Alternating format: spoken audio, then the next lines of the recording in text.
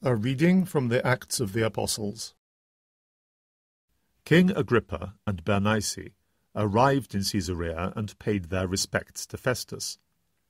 Their visit lasted several days, and Festus put Paul's case before the king.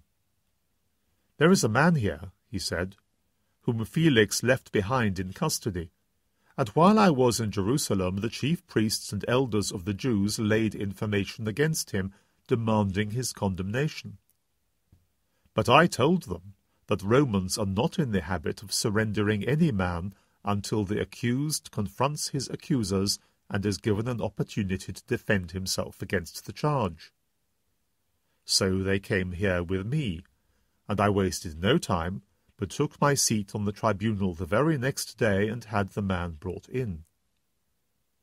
When confronted with him, his accusers did not charge him with any of the crimes I had expected, but they had some argument or other with him about their own religion and about a dead man called Jesus whom Paul alleged to be alive.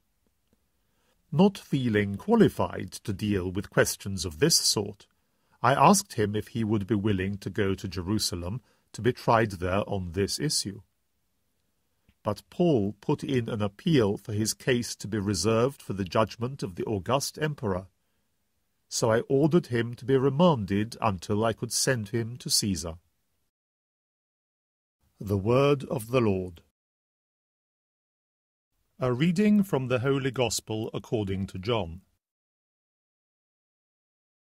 Jesus showed himself to his disciples, and after they had eaten, he said to Simon Peter, "Simon, son of John, do you love me more than these others do?" He answered, "Yes, Lord, you know I love you." Jesus said to him, "Feed my lambs." A second time he said to him, "Simon, son of John, do you love me?" He replied, "Yes, Lord, you know I love you." Jesus said to him, "Look after my sheep." Then he said to him a third time, "Simon, son of John, do you love me?"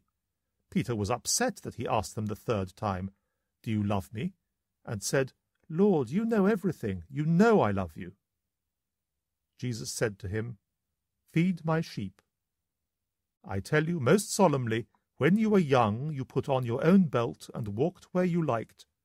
But when you grow old, you will stretch out your hands, and somebody else will put a belt round you and take you where you would rather not go."